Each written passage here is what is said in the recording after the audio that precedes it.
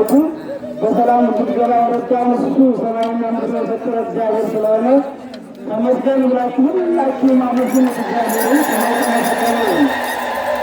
የዛሬ ዓመት ሁላችንንም አሰባስቦ በዓሉን አከበርን። በቁጥር ሳያጎል ደግሞ እንዲህ አሰባስቦ እንድናከብር ያደረገን እግዚአብሔር በዛሬ ዓመት ከቁጥር ሳያጎል ሁላችንንም በጤና ሰብስቦ እንዲህ ባለ ጥምቀትን አክብረን ደስ ብሎ እንዲያደርገን አምላከ ቅዱስ ጊዮርጊስን በደንብ አመስግኑት። ምስጋና ይገባዋል።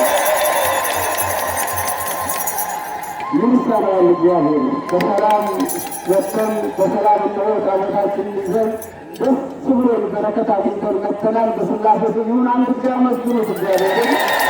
ይመስገን።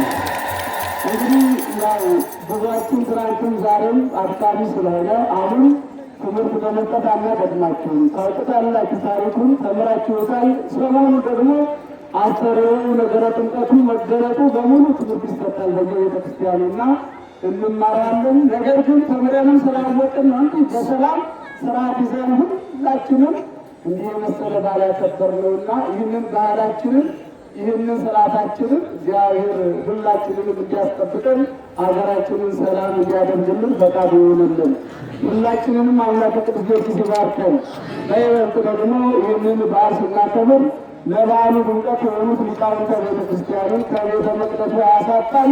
የደቡብ ጸሎት ትምህርት ቤት እንዲሁም የአካባቢውን ወጣቶች በሙሉ ድካማቸውን ሁሉ እግዚአብሔር ቆጥሮ ዋጋቸውን እንዲሰጣቸው በቤቱ እንዲያጠናቸው ልብ ብላችሁ አመስግኑላቸው እግዚአብሔርን። አንድ ጊዜ በይበልጥ የአካባቢው ወጣቶች እንዲሁም ሰንበት ትምህርት ቤቱ እንዲህ ደከመ ሰለቸን ሳይሉ የሚሰጡት አገልግሎት በቃላት የሚገለጥ አይደለም እና እግዚአብሔር ወጣቶች ናችሁ፣ ገና ብዙ ይጠብቃችኋልና ልቦናችሁን አጥንቶ የሚያስፈጽም ያርጋችሁ፣ በቤቱ ያጽናችሁ ብላችሁ በደንብ አመስግኗቸው። እግዚአብሔር የተመሰገነ ይሁን።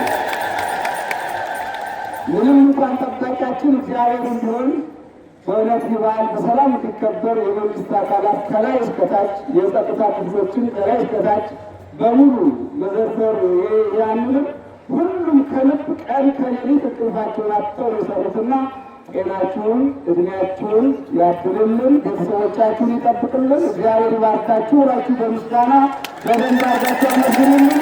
ዓመት ዓመት ያደርሳቸው ያለ እግዚአብሔር ይጠብቅልን። ሌላው እንግዲህ በዓሉን ለማክበር አንዳንድ ጊዜ ያው ከላይ ከየትም እንደው ባሉት በስራዎች ሂደት ጠበቅ አድርገን አንዳንድ መልዕክት ስናስተላልፍ ስንናገር እንዲህ በዓሉ በሰላም እንዲከበር ነው። መቼም በዓል ሲመጣ ኃላፊነት ያስጨንቃልና ድንገት ያስቀየምናችሁ ካላችሁ ይቅርታ። ምክንያቱም ምንድን ነው በዓሉን ለማክበር ግዴታ በእንዲህ አይነት መልኩ ለማክበር ይሄ ይሁን ይሄ ይደረግ እንላለን። አሁን ትናንቱን ስንጓዝ ቶሎ ለመድረስ እዛ አይታችሁት ከሆነ መሽቶ ነበር። እንዳይመሽ ቶሎ ለመድረስ ቶሎ ቶሎ እንሂድ ስንል አሁንም ስንመጣ እንዲሁ ስንል ድንገት እንደዋላለን አንዳንድ ቃላቶች ካሉ በእያንዳንዱ ሰው መካከል እግዚአብሔር ፊት ቆሞ ቂም ማሳደር አይገባምና ቅር ሊለን አይገባምና በረከቱን እግዚአብሔር የሚሰጠን በፍቅር ነው። ይህ የፍቅር በዓል ነው፣ የትህትና በዓል ነው፣ የመታዘዝ በዓል ነው። ጌታ እኮ ለዮሐንስ የታዘዘበት ዕለት ነው። ወደ ዮሐንስ የሄደበት ነው። ትህትና የተገለጸበት ነው።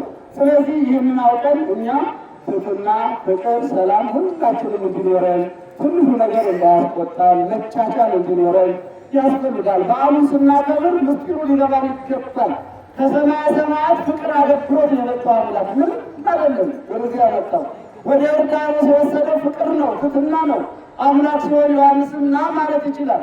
ስለዚህ ይህንን በማወቅ አንዳንድ ጊዜ በጣም ከምንም በላይ ትህትና ራስን ዝቅ ማድረግ ያስከብራል፣ በእግዚአብሔር ዘንድ በሰው ዘንድ ያስከብራልና ደግሞ መገፋት መሰደብ ለጌታ ስንት ተብሎ የለ ስንት አንዳንድ ጊዜ ጸጋ እግዚአብሔር የሚገኘው በእንዲህ መልኩ ነው። እንዲህ አልጋ በአልጋ በሚሆን አይደለም እና ሁላችንም አንዳንድ ነገር ስንነጋገር ለበዓሉ ድምቀት ለበዓሉ ሰላም መሆኑን ሁላችን ልናውቀው ይገባል። ዞሮ ዞሮ ግን እግዚአብሔር ስላልተለየን በሰላም በዓላችንን እንዲህ በሆነ መልኩ አጠናቀናልና ከምንም በላይ አምላከ ቅዱሳን እግዚአብሔር ስሙ ለዘላለም ይመስገን።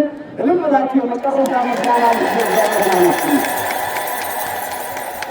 እድሜያችንን ሰብስብና አምላካችን እግዚአብሔር ስሙ ይመስገን። ወላዲተ አምላክ እና አምላክ ቅድስት ድንግል ማርያም በአማላጅነቷ አትለየን። የኢትዮጵያ ገበዝ ቅዱስ ጊዮርጊስ ሁላችንንም በረድኤቱ አይለየን፣ ሁላችንን ይጠብቀን።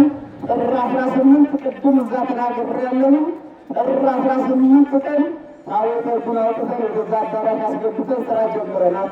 ይህ ስራ ቀላል አይደለም፣ ታሪካዊ ስራ ነው። እግዚአብሔር ያለበት ስራ ነው። የዛሬ ሳምንት ሰኞ ምን ላይ ደረሰ ብሎ ቅዱስ ጊዮርጊስ ወጥቶ ሲከምር መጥቶ ማየት በዓሉን ማክበር የእያንዳንዳችን የኢትዮጵያውያን በሙሉ ግዴታም ውዴታም ነውና የዛን ዕለት የቀጠሮ ሰው እንዲለን በማታውም መርሐ ግብር በዋዜማውም ጭምር ልዩ የስብከተ ወንጌል መርሐ ግብሮችም አሉ። ስለዚህ በዛን ዕለት ሁላችንም ተገኝተን በዓል እንድናከብር ስራውንም ቢሆን ለኮሚቴው ብቻ አሳልፈው ሁላችንም ምን ላይ ደረሰ፣ ምን እናግዝ፣ ምን ያስፈልጋል ብለን ይህንን ስራ ልክ ታቦቱ ደስ ብሎ እንዳወጣን ደስ ብሎ እንደ አባቶቻችን ደግሞ ተባርከን በቤቱ እንድናስገባው አምላከ ቅዱስ ጊዮርጊስ ይርዳን። እስቲ እናስገባለን ብላችሁ አንድ አመስግኑ። የመጨረሻ ምስጋና ሁሉም ምስጋና እግዚአብሔር ይቀበልን። አባታችን ሆይ